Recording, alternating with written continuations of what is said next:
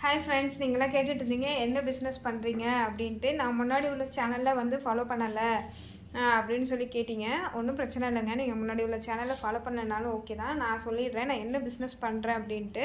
இதுதான் என்னோடய office room. ஓகேங்களா? ஓ சாரி, கேமராவை திருப்பிட்டு சொல்கிறேன். இது தாங்க என்னோடய ரூமு, என்னோடய டேபிளு. இதெல்லாம் வந்து நான் ஒர்க் பண்ணது. நான் வந்து டெரக்கோட்டா ஜுவல்லரி தான் பண்ணிகிட்ருக்கேன். Terracotta jewellery. இப்போ வந்து ரீசெண்டாக ரொம்ப ஃபெமிலியரான வந்து டை கிட் இல்லையா, குழந்தைங்களுக்கு வந்து அந்த டை கிட்டு.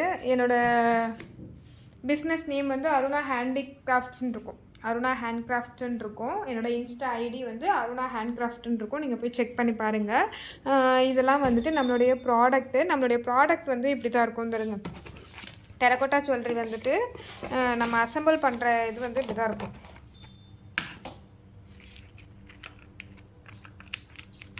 ஓகே, இது வந்து ராம் பரிவார் செட்டு.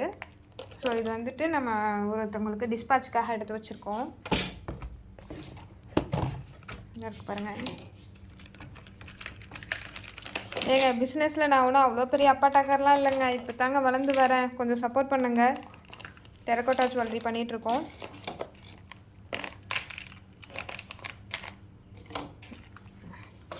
யூடியூப்லேயுமே அருணா டெரக்கோட்டான்னு இருக்கும். பட் அது நான் அவ்வளோ ஃப்ளட்ஜாக அதில் வந்து எதுவுமே பண்ணலை. இனிமேலுக்கு தான் பண்ணணும். ஓகேங்களா? நம்மளுடைய ஒர்க்கு அந்த டை கிட்டு இங்கே வேறு நம்ம எடுத்து வச்சுருக்கோம். இங்கே இன்னொரு டப்பா இந்த இருக்குது. இந்த டப்பாலையும் அதில் தான் இருக்குது. ஸோ நம்ம ஆஃபீஸை வந்து எல்லோரும் கேட்டிங்கன்றதுக்காக நம்ம இது பண்ணுறோம். உங்களுக்கு ஸ்டட்ஸ் எல்லாம் வேணும் அப்படின்னா நம்ம இந்த மாதிரி ஸ்டட்ஸ் எல்லாமே பண்ணியிருக்கோம். ஸோ நீங்கள் வந்துட்டு இந்த மாதிரி யூனிக்கான ஸ்டட்ஸும் யூஸ் பண்ணுவீங்க அப்படின்னா கண்டிப்பாக மறக்காமல் எங்களை ஃபாலோ பண்ணிக்கோங்க. நான் நம்பர் தரேன், ஸ்க்ரீனில் நம்பர் தரேன். நீங்கள் வந்து கான்டாக்ட் பண்ணிக்கோங்க உங்களுக்கு வேணும் அப்படின்னா. இதெல்லாமே பேக்கிங்கில் தான் இருக்குது. இது எல்லாமே டிஸ்பேட்சுக்காக வச்சுருக்கோம் நாங்கள். அடுத்த ஒரு ராம் பரிவார் செட்டு வந்து ரெடி ஆகிக்கிட்டே இருக்குது.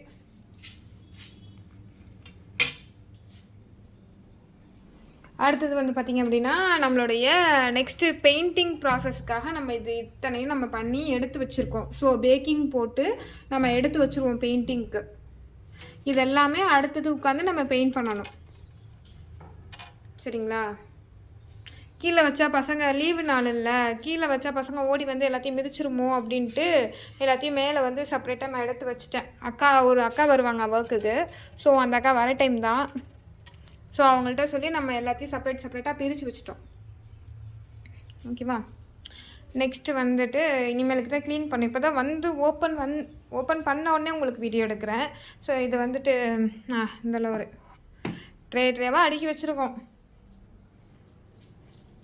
இதான் என்னோடய ஒர்க்கிங் ஏரியா. நான் உங்கள்கிட்ட காமிச்சிட்டேன்.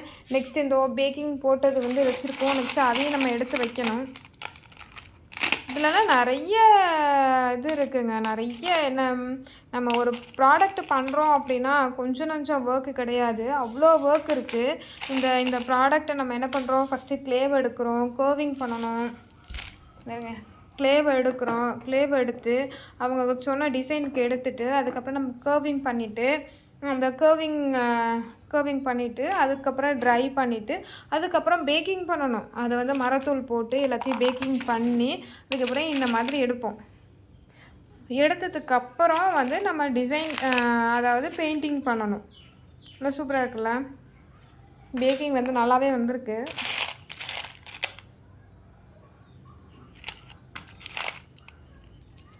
இந்த ஜிம்க்கு எப்படி ஆடுதில்ல, செமையாக இருக்குது. இதெல்லாம் பேக்கிங் பண்ண ப்ராசஸ். இதோட செட்டு தான் இது. பட் இதில் வந்து இதையா நான் பேக்கிங் போடல அப்படின்னு பார்த்திங்க அப்படின்னா, இது பாருங்கள், பெண்டன்ட் வந்து கிராக் ஆகிடுச்சு. ட்ரை ஆகும்போது இந்த பெண்டன்ட் கிராக் ஆகிடுச்சு. ஸோ இது வந்து இனிமேலுக்கு யூஸ் ஆகாதுங்க. இது வந்து இனிமேலுக்கு யூஸ் ஆகாது. ஸோ இதெல்லாம் வந்து இதோட மோல்ட்ஸ், டெரக்கோட்டா ஜுவல்லரியோட மோல்ட்ஸ், இவ்வளோ மோல்ட்ஸ் எல்லாமே மோல்ட்ஸ் நிறைய இருக்குது. ஸோ அதெல்லாம் மோல்ட்ஸு.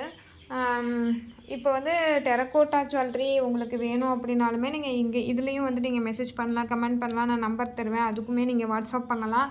அப்படி இல்லை என்னோடய அருணா டெரக்கோட்டா ஜுவல்லரி, அருணா ஹேண்ட்கிராஃப்ட்ஸ்னு இன்ஸ்டாவில் போட்டிங்க அப்படின்னா என்னோடய நேம் தெரியும். ஸோ அங்கே வந்து கூட நீங்கள் வந்து பண்ணிக்கலாம். ஓகேங்களா? தான் நம்மளோட ரூம் ஆஃபீஸ். இப்போ வந்து நான் எல்லாருக்கும் ஒன்று சொல்கிறேன், இதை நான் ஷார்ட்ஸாகவும் போடணும் கண்டிப்பாக. கண்டிப்பாக இதை நான் ஷார்ட்ஸாகவும் போடுவேன். இது மட்டும் இப்போ வந்து பார்த்திங்க அப்படின்னா, ஒரு ஹேண்ட்கிராஃப்ட் ப்ராடக்ட் பண்ணுறோம் அப்படின்னா, அந்த ஹேண்ட்கிராஃப்ட்டு பண்ணுறதுக்கு எவ்வளோ வேல்யூ தெரியுமா? ஹேண்ட்கிராஃப்ட் ப்ராடக்ட்டுக்கு அவ்வளோ வேல்யூ இருக்கும். பட் இதை வந்து நான் எப்படி சொல்கிறதுன்னு எனக்கு தெரியல. யாராவது ஏதாவது நினச்சிக்குவாங்களா நம்ம சொன்னாலுமே அப்படின்றது வரைக்கும் நான் யோசிக்கிறேன். பட் எது உண்மையோ அதை சொன்னால் கசக்க தான் செய்யும் அப்படின்ற மாதிரி ஒரு ஃபீல். சரிங்களா? இப்போ வந்து ஹேண்ட்கிராஃப்டடாக ப்ராடக்ட் வந்து ஒரு ப்ராடக்டை மேக் பண்ணுறதுக்கு 4லேருந்து 5 டேஸ் ஆகும் நமக்கு.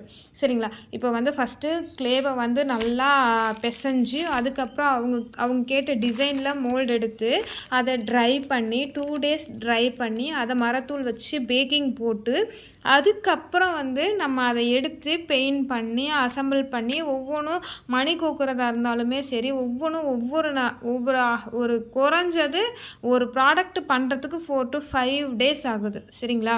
அந்த 5 டேஸ் பண்ணுற ப்ராடக்டை 5 டேஸ் பண்ணுற ப்ராடக்டை நம்ம ஒருத்தவங்களுக்கு கிஃப்டாக கொடுக்கும்போது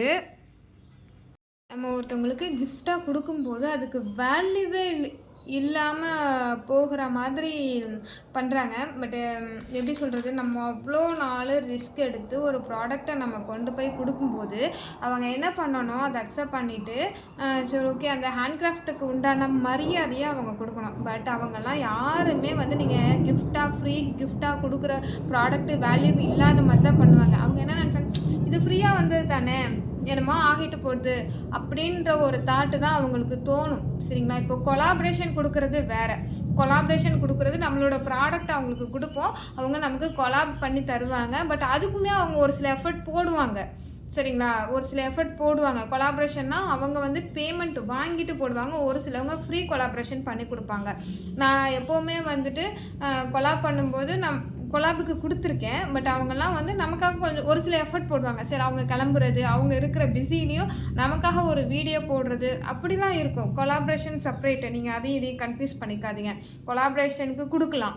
பட் அதுவே ஃப்ரீயாக இதை நீங்கள் போட்டு பாருங்கள், எனக்கு இது ஒன்று பண்ணி கொடுங்க அப்படி மட்டும் தயவு செஞ்சு பண்ணாதீங்க. ஏன்னா அங்கே நம்மளோட ப்ராடக்டோட வேல்யூ வந்து அங்கே கம்மியாகுது. சரிங்களா? அங்கே வந்து நம்மளோட ப்ராடக்டோட வேல்யூ வந்து ஏதோ ஒரு கால் வருது. அங்கே நம்மளோட ப்ராடக்டோட வேல்யூ வந்து அங்கே கம்மியாகுது. ஓகேங்களா? என்ன அப்படின்னா சும்மா வந்தது தானே, வேணா வச்சுப்போம் வேணான்னா தூக்கி போடுவோம் அப்படின்ற மாதிரி ஒரு சில விஷயங்கள் எல்லாருக்கிட்டையுமே நடக்கும். பட் அதே அவங்க காசு கொடுத்து வாங்கி வச்சுருந்தாங்கன்னு வச்சுக்கோங்க, அந்த ப்ராடக்ட்டு 500 ரூபா கொடுத்து வாங்கினாலும் 10 வருஷம்னாலும் அப்படியே வச்சுருப்பாங்க. ஏன்னா அவங்க அங்கே காசு கொடுத்து வாங்கிட்டாங்க. அந்த ப்ராடக்ட்டுக்கு அவங்களுக்கு அங்கே வேல்யூ இருக்குது. நம்ம கொண்டு போய் கிஃப்டாக கொடுத்தாலோ இல்லை இந்தாங்க இதை வியர் பண்ணிக்கோங்க, இதை இது பண்ணுங்க அப்படின்னு சொல்லி கொடுத்தாலோ அங்கே நம்மளோட ப்ராடக்ட்டுக்கு வேல்யூ கிடையாது. ஸோ நீங்கள் வந்து அந்த தப்பை பண்ணாதீங்க. ஓகேவா? நம்ம ஒரு கிஃப்ட்டு ஒரு ப்ராடக்ட்டு கேட்குறாங்க அப்படின்னா அதுக்கு மினிமம் காஸ்ட்டு வச்சுக்கோங்க. மினிமம் காஸ்ட்டு எனக்கு இவ்வளோ கொடுத்துருங்க, இதோட ரேட்டு இவ்வளோ, பட்டு உங்களுக்கு மினிமம் காஸ்ட்டு நான் இவ்வளோ தர்றேன் அப்படின்னு சொல்லி நீங்கள் கொடுத்துட்டீங்க அப்படின்னா அவங்களுக்கு அதோட வேல்யூ கொஞ்சனாவது புரியும். நீங்கள் கால் கடுக்க இல்லை இடுப்பு வலிக்க உட்காந்து ஒரு நாள் ஃபுல்லாக உட்காந்து அந்த ஒர்க்கை பண்ணி நீங்கள் அவங்கள்ட்ட நம்ம கொடுத்தோம் அப்படின்னா அவங்க இப்போ டெரக்கோட்டா ஜுவல்லரினா எப்படியும் ஒரு 5 இயர்ஸ்க்கு வச்சு போடலான்னு வச்சுக்கோங்க. அதை நம்ம ப்ரிப்பேர் பண்ணி நம்ம கொடுக்குற பாக்ஸ்லேயே மூடி வச்சுட்டு 5 இயர்ஸுக்கு வச்சாலும் அது ஒன்றுமே ஆகாது. இதுதான் டெரக்கோட்டா ஜுவல்லரி. ஓகேங்களா? ஏன்னா அதோட நிறம் கூட ஃபேடாக ஆகாது டெரக்கோட்டா ஜுவல்லரி பார்த்து. ஏன்னா ஹேண்ட்கிராஃப்டட் ப்ராடக்ட்டு டெரக்கோட்டா ஜுவல்லரி எவ்வளோ எக்ஸ்பான்சிவ்னு எல்லாருக்குமே தெரியும். ஓகேங்களா? எல்லாருக்குமே தெரியும். ஆனால் அதோட வேல்யூ வந்துட்டு எப்படி எனக்கு சொல்லி புரிய வைக்கிறதுன்னு எனக்கு தெரியல. பட் அவங்க வந்து என்ன பண்ணுறாங்க அப்படின்னா ஒரு ப்ராடக்டை வாங்கி 5 வருஷத்துக்கு வச்சுக்கிற ப்ராடக்டை நம்ம கிஃப்டாக கொடுக்கும்போது அது ஏனோ தானோன்னு போட்டு அதை ஸ்பாயில் பண்ணிடுவாங்க.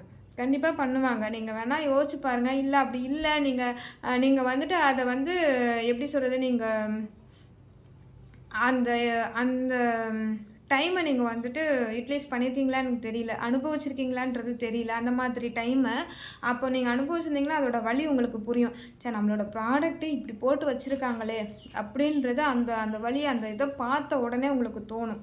ஓகேவா? ஏன்னா நம்ம உட்காந்து முடியாமல் பண்ணியிருப்போம், நைட்டு பகலாக பண்ணியிருப்போம். ஒரு ப்ராடக்டை நம்ம ரெடி பண்ணுறோம் அப்படின்னா நைட்டு பகலாக நம்மளுடைய குழந்தைங்களோட ஸ்பெண்ட் பண்ணுற டைம் அது, நம்ம ஹஸ்பண்டோட டைம் ஸ்பெண்ட் பண்ணுற டைம் அது, நமக்கு ஏதோ ஸ்பெசிஃபிக்காக ஒரு டைம் இருந்திருக்கும், அதையும் நம்ம அதில் இன்க்ளூட் பண்ணியிருப்போம். எந்த சுச்சுவேஷனில் பண்ணியிருப்போன்றது நம்ம ஒரு ஆளுக்கு மட்டும்தாங்க தெரியும். அதையுமே அவங்க வந்து பொருட்படுத்தாமல் எதுவுமே இது பண்ணாமல் நம்மளுடைய கிஃப்டாக கொடுத்த ப்ராடக்ட்டை வேல்யூவே இல்லாத மாதிரி தூக்கி போடுவாங்கங்கும்போது நம்ம ஏன் அதை பண்ணணும்? அதுக்கு சும்மா இருந்துட்டு போயிடலாமே. நம்ம அதுக்குள்ளே நம்ம ஹஸ்பண்ட் கூட 2 வார்த்தை பேசிட்டு போயிடலாமே, நம்ம குழந்தைங்க கூட விளையாண்டுட்டு போயிடலாமே, நம்ம ரெஸ்ட் எடுக்கலாமே, தூங்கலாமே, எது வேணாலும் பண்ணலாமே. சொல்லுங்கள் பார்க்கலாம். கரெக்டு தானே? அந்த வேல்யூ தெரியாதவங்களுக்கு ஒரு சிலவங்கள்லாம் எப்படி சொல்கிறதுனே எனக்கு தெரியல. இப்போ நினச்சாலும் எனக்கு அவ்வளோ அழுகையாக வருது. நான் எல்லாரையும் நான் சொல்ல வரல. தயவு செஞ்சு யாரும் இவங்க என்ன சொல்லியிருப்பாங்களோ அவங்கள சொல்லியிருப்பாங்களோன்னு தயவு செஞ்சு யாரும் நிற்காதீங்க, சண்டைக்கும் தயவு செஞ்சு வராதிங்க. பட் நீங்கள் பண்ணியிருந்தீங்க அப்படின்னா அது உங்களுக்கு ஒரு கில்ட்டி ஃபீலை கொடுக்கும். பண்ணியிருந்தா மட்டும்தான் சரி இவன் எதுக்கோ கத்துறா அப்படின்ற மாதிரி விட்டுடலாம். பண்ணலை அப்படின்னா தான் நீங்கள் வந்து ஸ்போர்ட்டிவாக எடுத்துப்பீங்க. பண்ணியிருந்தீங்க அப்படின்னா கண்டிப்பாக என்கிட்ட கோவப்படுவீங்க, நெக்ஸ்ட் என்கிட்ட மெசேஜ் பண்ணுவீங்க, இல்லை பண்ணாமல் கூட போவீங்க, இல்லை பேசுவீங்க, பேசாமல் கூட போவீங்க. அதை பற்றி எனக்கு எதுவும் கிடையாது. பட் ஹேண்ட் கிராஃப்டட் எல்லாருக்குமே சொல்கிற ஒரே வார்த்தை, நம்மளோட ப்ராடக்டை யாருக்கும் கிஃப்டாக கொடுக்காதீங்க, வேல்யூ இருக்காது இருக்காது இருக்காது. இதை மட்டும் நான் ஆணித்தனமாக சொல்லிக்கிறேன். ஓகேவா? தயவு செஞ்சு இதை மட்டும் யாருக்கும் சொல்லாதீங்க, கொடுக்காதீங்க. ஓகேவா? காசு கொடுத்தாங்கன்னா மினிமம் அமௌண்ட் இவ்வளோங்க சொல்லி கொடுத்துருங்க. அது யாராக இருந்தாலும் சரி, பக்கத்தில் இருக்கிறவங்களா, ஓகே சொந்தக்காரவங்களா, யாராக இருந்தாலும் சரி, மினிமம் குவான்டிட்டி. ஃப்ரெண்ட்ஸா, மினிமம் குவான்டிட்டி. ஏன்னா அவங்க எல்லா பொருளையுமே காசு கொடுத்து தான் வாங்குவாங்க. அவங்களுக்கு தேவையான ப்ராடக்ட் எல்லாமே காசு கொடுத்து தான் வாங்குவாங்க. அவங்களுக்கு இந்த ஒரு ப்ராடக்ட்டு தேவைப்படுது அப்படின்னா ஓகே, அவங்களும் இதை ஒரு மினிமம் அமௌண்ட் கொடுத்து வாங்கினா தான் அவங்களுக்கு வந்து இது நம்மளோட காசில் நம்ம செலவு பண்ணியிருக்கோம் அப்படின்றது அவங்களுக்கே புரியும். அப்படி இல்லாக்கட்டின்னு வச்சுக்கோங்களேன், எப்போயோ வாங்கின ப்ராடக்டை நம்ம பார்த்து வச்சுக்கிறவங்களுக்கும் இந்த ஃப்ரீயாக கொடுத்த ப்ராடக்ட் எங்கேயோ ஒரு மூலையில் கிடக்கும்போது அவங்களுக்கே தோணும் இது பார்த்துக்கலாம் அப்படின்ற மாதிரி. ஸோ அதுக்கெலாம் நம்ம இடமே கொடுக்க தேவையில்ல. அதுக்கு நம்ம உட்காந்துக்கிட்டு நம்ம இங்கே ஒன்றும் பண்ண போகிறதில்ல. சரியா? அதனால் நீ யாராக இருந்தாலும் சரியே, யாராக இருந்தாலும் சரி, யாரை சொன்ன இதை என்ன சொன்னியா அப்படின்னு கேட்டாலுமே ஏன் உனக்கு குத்துது, நீ பண்ணினியா அப்படின்னு திருப்பி கேட்டுட்டு போயிட்டே இருங்க. சரிங்களா? ஒன்றே ஒன்று, யார் என்ன சொல்லுவாங்க, இதை சொன்னால் ஏதாவது சொல்லுவாங்களோ, அதை சொன்னால் என்னன்னு சொல்லுவாங்களோன்ற பயந்து நான்லாம் வீடியோ போடாமல் இருந்ததே அவ்வளோ இருக்குங்க. என் லைஃப்பில் நடந்ததே நான் வீடியோ போடணும்னு நினச்சேனாலுமே அவ்வளோ இருக்குது இவங்களாம் இப்படி பண்ணுறது. ஓகேவா? என்ன சொல்கிறதுன்னு எனக்கும் தெரியல. சரி, ஓகே, அவங்களுக்கு தெரிஞ்சது அவ்வளோதான், நமக்கு தெரிஞ்சதை நம்ம பண்ணிட்டு போவோம். நம்ம நல்லது தான் நினைக்கிறோம், நல்லதே நடக்கட்டும். தயவு செஞ்சு இதை வந்து நான் யாரையும் புண்படுத்தணும், யாரையோ டார்கெட் பண்ணுறேன் அப்படின்லாம் தயவு செஞ்சு நினைக்காதீங்க. யாரையுமே பண்ணலை, யாரையுமே இது பண்ணலை. பட் எனக்காக தோணுது நானாக பண்ணணும் அப்படின்றதுக்காக நான் பண்ணிகிட்ருக்கேன். ஓகே.